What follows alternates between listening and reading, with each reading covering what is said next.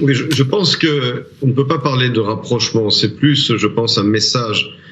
qu'envoie le prince héritier MBS aux États-Unis et à Biden. D'abord, à cause de la reprise des négociations entre les États-Unis et l'Iran sur le dossier nucléaire, mais également parce que Biden a très clairement dit qu'il ne soutiendrait plus l'Arabie saoudite dans sa guerre au Yémen, dans ses bombardements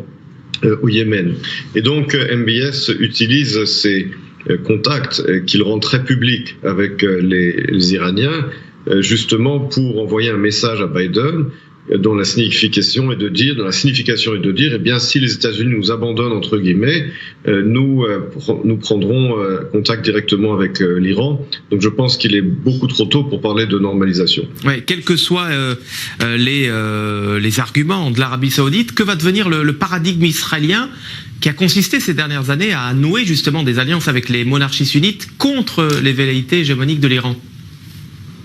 Je pense que les causes profondes de la normalisation tacite entre Israël et l'Arabie saoudite restent là, à savoir la menace nucléaire iranienne, mais également la politique hégémonique iranienne au Proche-Orient, le contrôle de facto par l'Iran de la Syrie,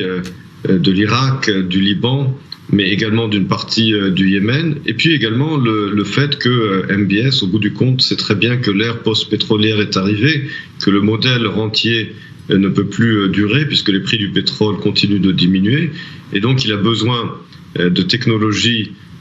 pour assurer la croissance à long terme de l'Arabie saoudite, et là aussi, cette technologie, elle se trouve en Israël et pas en Iran.